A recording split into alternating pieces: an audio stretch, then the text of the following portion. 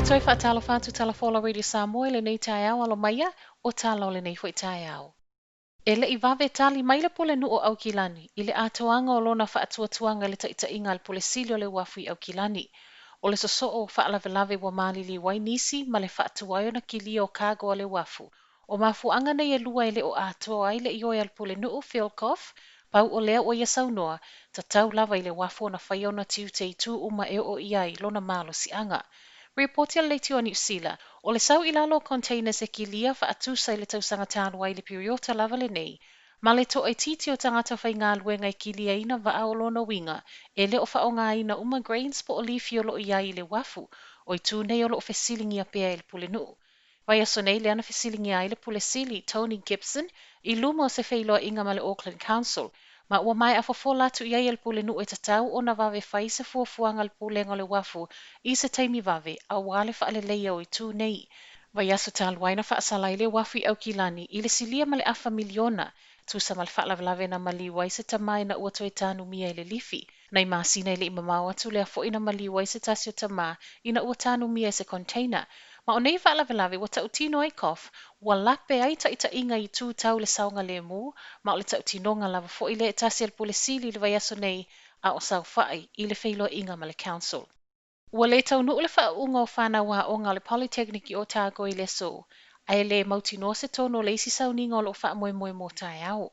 O le sona tu e wha uai le whai tau se lau o whanau pei tai o le popo lenga i se tau wha matau na whaia online o lea ua toe tōlo po ai. O se whai unga ua whaia le mai a whautua ina i leo leo, ma ua le mauti no ai fo i malesi wha unga tai au. A o ioi i ai le to atele o no le manu manunga i le saunga le mu. E le o sui ai le fia fia i le na whaia nei whainga tau wha matau. O no le to atele o nisi o le au whaau na tatau na whaau i le masi no me o le tau sanga le nei. Le ana toi tu umai i le so o no suinga o le koviti. Pei tai o le a fwoi ua toi tolo po. Se pepo wha mtalango lo o ngā lulue malango lango sua le matata ese o tako iso e ngā leo leo o lo o wha ngā solo pia nei. La wauli nei e wha ato ai loa i se tonu o le sauni ngā tai au. E ono o atu i le 5.3 miliona tupe ngā ua le National Polytechnic o le tausanga le nei ai whaaluaina le tausanga fou. O se lapata inga lea o tu ina mai le so e tusi au au John Ryan i sana reporti e tu sama le waaima mau o tupe mō matata ese o lo i lalo whaamalmalunga le National Polytechnic po le tepu kenga lea nalo ia i le tausanga nei. O le mawhaiona toi ulu whale mai o whānaua o ngā mai atu nu i whafo i le tausanga fou. Pei ona iai le nei fo i tausanga, e ono whaalua i nei le ngau o le tausanga le nei, pei tai, e ono suia nei fo i numera pe ato i tatala fe malanga inga. Ta ua fo i a Ryan i lana reporti, o le koviti wa ia toe fe suia ia a onga malona lumanai, ma e ese umalava a wala ma me totia na wha o ngā ina e matata ese, e tali atua i suinga o le koviti o le nei tausanga. Tu mai le whai numero whanau na whaaulu mō mata upu i matata ese o le nei tausanga, reportia mai le whaatupula i o whanau na whaatoa a mata i le kuata lua, whaatusa i le pa ua le pasene na whaamawina i le amatanga o le tausanga. E le o yeise fuafuanga le malo e toe whaatala noa le whesoasoani mō pisinisi, ta wala mai le commercial rent relief. Tali mai lea le Minister tupe Grant Robertson e tali eile tusi e le o whailoaina le suafa o lea whai pisinisi na tu inatu le tamaita i pāle Mia Jacinda Ardern talo sanga ina ile toe wa ai o le malo mo lea whesoasoani. O le masino mea o le tausanga nei na whai ai le malo le suinga le tu mau le tu la fono e whaopopo ai le periota e tatongi ai rent o lo onofo ai tā la whai pisinisi i e ana whale o lo o lato li sina mai le se fulu aso i le tolu se fulu aso. Suinga fo ile nei na sa wai ma le fesoasoani tupe mai le malo mo le whaatupe ina o whiutana inga uma e whai le vao pisinisi mai o lo onofo li si ai.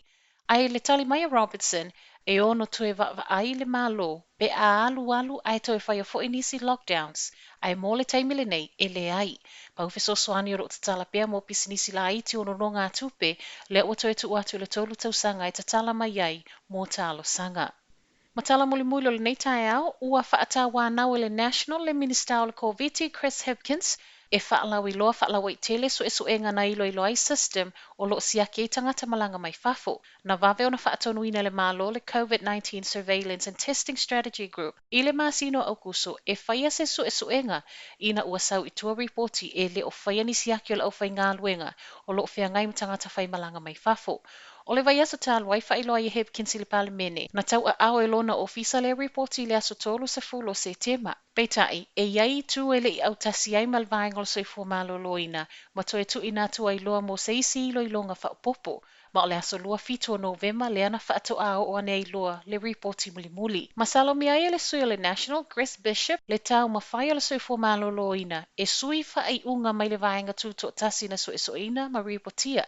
Ai mai le minsta, te le fautuanga mo le whaalele ia tilu au nangolo o sau ma le reporti, au fiai ma le paketi, whaapea ngā luenga tangata, te ena le minsta whamtalanga, e ono lea iai ma ngā luenga nisi o tangata whai ngā luenga i le whai unga o sau ma le reporti. O tala nao le nei tae au manuia le nei asfarele.